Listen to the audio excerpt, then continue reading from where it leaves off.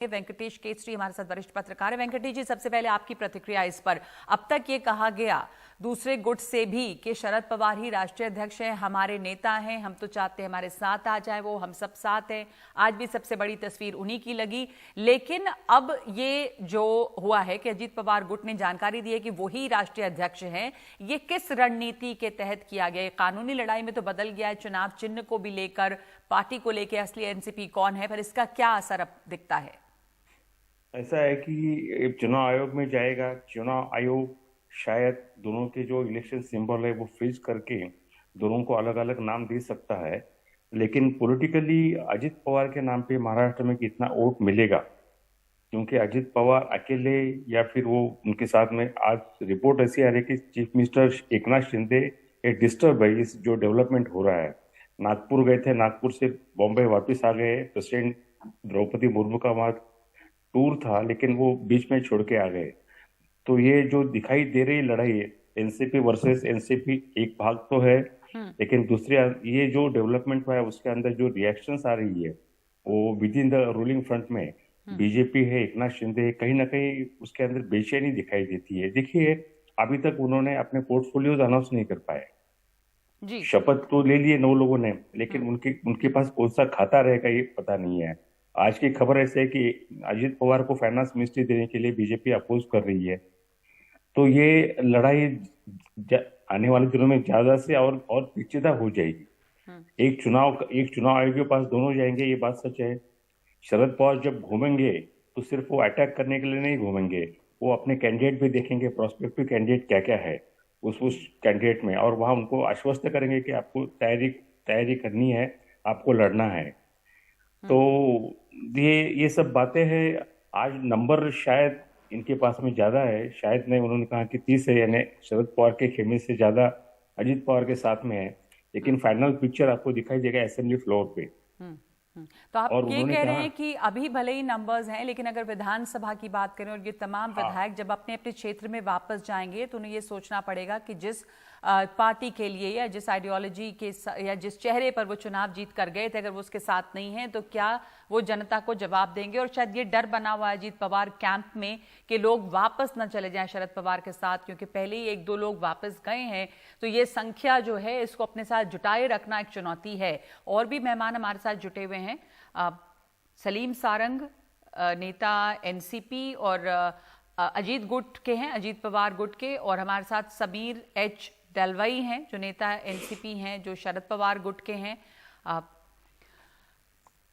सलीम सारंग साहब, क्या अजीत पवार के कैंप में ये डर अभी भी बना हुआ है कि लोग छोड़ के जाएंगे, क्योंकि शरद पवार का ही बड़ा चेहरा है, तमाम जगह उन्हीं की बड़ी फोटोज नजर आई, अभी भी लगी हुई?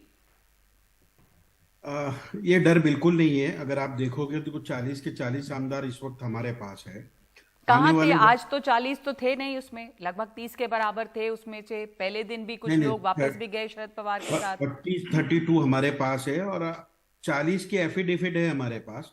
और आने वाले वक्त में आप देखेंगे 3-4 आमदार और आ जाएंगे हमारे पास। तो जो आप आंकड़े की बात करो, सारे के सारे लोग हमारे साथ। अभी इसमें आपको चीजें समझना होगा कि इतने सारे आमदार नाराज क्यों हो रहे। लोग ये सत्ता की बात करें, सत्ता की बात नहीं, ये ऑर्गेनाइजेशन की बात है। पिछले 2 साल के अंदर ऑर्गेनाइजेशन के अंदर डिसीजन नहीं हो पा रहे थे। एक छोटा कार्यकर्ता हो या कोई भी लेवल का संगठन हो, उनको पोजीशन नहीं दिया जा रहा था, उनके बारे में सुना नहीं जा रहा था। और आदरणीय पवार साहब जो है बड़े लीडर है, हमारे बड़े नेता है, लेकिन उनके आसपास जो अजीत पवार, पर अजीत पवार के चाचा हैं शरद पवार, और ये परिवार की भी एक तरह से बात है। तो क्या ये बातें जो है, ये भी लोग पूछते हैं कि आप ये अंदर अंदर ये बात की नहीं जा सकती थी, या क्या दूसरी पार्टी में शामिल होकर ही ये बात हो सकती थी? वैसे अजीत पवार के ऊपर क्या वो तमाम विधायक भरोसा करेंगे जो चुन के आए हैं शरद पवार के साथ जो थे, वो अपने अपनी वहां पर जब वो लौटेंगे अपने क्षेत्र में तो क्या जवाब देंगे? ये भी सवाल उठ रहे हैं। और एक बार अजीत पवार पार्टी छोड़ के जाके वापस भी आ चुके हैं। नहीं, देखिए, जब पिछली बार की बात कर रहे थे, जब भी लोगों को वो चीजों का, वो सिचुएशन की समझ नहीं थी। अभी लगभग 2.5-3 साल होने आए हैं। 3 साल में लोग अब काफी चीजें समझ गए। अजीत दादा के बारे में मैं आपको एक बात कहना चाहता हूँ, अगर वो जो बात कहते हैं वो करके दिखाते हैं। दादा का एक ये चीज है कि उन्होंने कोई चीज प्रॉमिस किसी को किया तो वो करके जाएंगे। बाकी लोगों का कुछ ऐसा होता है कि उन लोगों को झूठा आश्वासन दे देते हैं कि हम ये काम करने वाले हैं, मीठी मीठी बात होती है, लेकिन वो काम कभी हो नहीं पाता। लेकिन अजीत दादा की तरफ लोगों का ट्रस्ट ये इसलिए है कि अगर कुछ काम नहीं होना है तो वो बोल देंगे कि नहीं होगा, होने वाला है तो ऑनलाइन इंस्टेंट जवाब देंगे कि ये काम होने वाला है। तो ये अजीत दादा का। रही बात, डरने की बात ही नहीं है कि ये पर अभी 40 तक तो शरद पवार जी का चेहरा, उनको राष्ट्रीय अध्यक्ष थे ही वो। अभी अभी खबर आई कि अजीत पवार को राष्ट्रीय अध्यक्ष घोषित किया गया और 30 जून को एनसीपी कार्यकारिणी की बैठक में इस पर फैसला हुआ है और अब चुनाव आयोग को जानकारी दी गई। लेकिन अभी तक अब जो मीटिंग्स आपकी हुई उसमें भी शरद पवार की फोटो सबसे बड़ी लगाई गई, शरद पवार को गुरु बताया जा रहा है। तो तमाम चीजें जब आप शरद पवार के नाम पे अब भी कर रहे हैं, पर आप अब कह रहे हैं कि बात नहीं सुनी जा रही थी, तो ये बात लोगों को कुछ समझ नहीं आएगी कि आप लोग करना क्या चाह रहे हैं। सबसे पहले तो मैं ये समझना चाहूंगी कि इस वक्त एक तो खबर ये आ गई कि शायद अब अध्यक्ष पद से शरद पवार को हटा दिया गया है। शरद पवार जो हैं वो अपना शक्ति प्रदर्शन उन्होंने भी किया, अभी उनकी शक्ति कम नजर आ रही है। लेकिन आप कहते हैं कि जब वो घूमेंगे तो तस्वीर बदल सकती है और लोग वापस लौट सकते हैं। इस बीच जो एनसीपी के अंदर अंदर की लड़ाई थी उसमें भी वही सक्सेशन को लेकर झगड़ा कि उत्तराधिकारी कौन, और जिस तरह के टिप्पणियां की अजित पवार ने शरद पवार की उम्र पर, उसे लेकर आप क्या कहेंगे? क्या ये एक डिससैटिस्फैक्शन था सुप्रिया सुले और अजित पवार के बीच, जो सक्सेशन की जंग थी, उसका नतीजा दिख रहा है ये? बिल्कुल, क्योंकि अजीत पवार एम्बिशियस तो है ही। उन्होंने कहा कि मैं 5 बार डिप्टी चीफ मिनिस्टर रहा हूं लेकिन मैं चीफ मिनिस्टर नहीं बन सका। दूसरी बात उन्होंने कहा कि किसी का बेटा नहीं बनना, यानी शरद पवार का मैं बेटा नहीं बना, इसलिए मुझे सक्सेशन नहीं मिल रहा है। ये बात उन्होंने कही। तीसरी बात, उनका अंदाज था कि आप जैसा मार्गदर्शक मंडल है बीजेपी का, वैसा आप मार्गदर्शक मंडल के रहे आडवाणी और मुरली मनोहर जोशी जैसा, और हमको आशीर्वाद दे। इसका मतलब है कि पार्टी पूरे हमारे हाथ में है, हम सियासत करेंगे, हमारी कुछ गलती है तो आप बताए वगैरह वगैरह। तो वो बातें अलग है, लेकिन पार्टी मेरे हाथ में सौंपना ये उनकी जो डिमांड थी। तो बात ऐसी है कि उन्होंने जैसे बगावत इसके पहले दूसरे राजनीतिक दलों में हुई, जैसा मुलायम सिंह के बेटे अखिलेश ने किया या चंद्रबाबू नायडू ने एनटी रामाराव से ले दिया, उसी तरीके से ये भी एक तरह से उतावले हुए और उनको सत्ता चाहिए। अब सवाल ऐसा है कि इनके नाम पे वोट मिलेगा क्या, क्योंकि उन्होंने कहा कि एमएलए उनके साथ में है, लेकिन जनता आवाम किसके साथ में है ये देखना पड़ेगा। और दूसरी बात जो शरद पवार ने की कि जिसके खिलाफ आप लड़े थे उसी के साथ में आप बैठे, तो way it's breach of confidence होता है लोगों का, क्योंकि आपने बीजेपी के खिलाफ वोट मांगा था और आप जीत के आए हैं। तो ये बातें, कुछ आर्ग्यूमेंट है, कुछ रियलिटी है।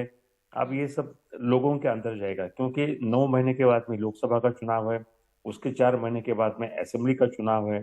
तो ये पावर की जो लड़ाई है सिर्फ वो मैक्सिमम साल भी नहीं रहेगी वो।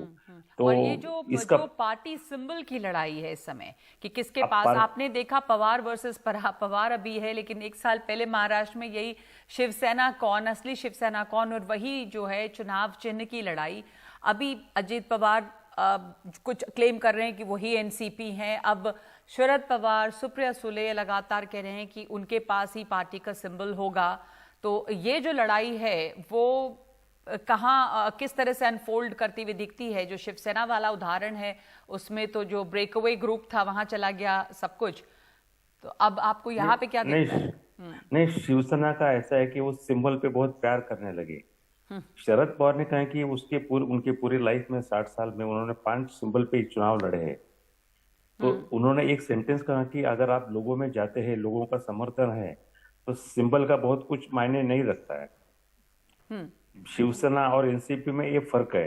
दूसरी बात, उनका अपने ऊपर भरोसा है कि जैसे वो घूमेंगे तो लोग उनके साथ में रहेंगे। सलीम सारा ने एक टिप्पणी आपसे इस पर, शरद पवार को इस सिंबल की जरूरत नहीं, उनका चेहरा जो अगर वो लोगों के बीच घूमेंगे तो उनके चेहरे पर ही वोट, तो इसलिए जो लड़ाई है चुनाव चिन्ह की वो इस समय इतनी बड़ी शरद पवार के लिए नहीं है जितनी कि अजीत पवार के लिए महत्वपूर्ण है।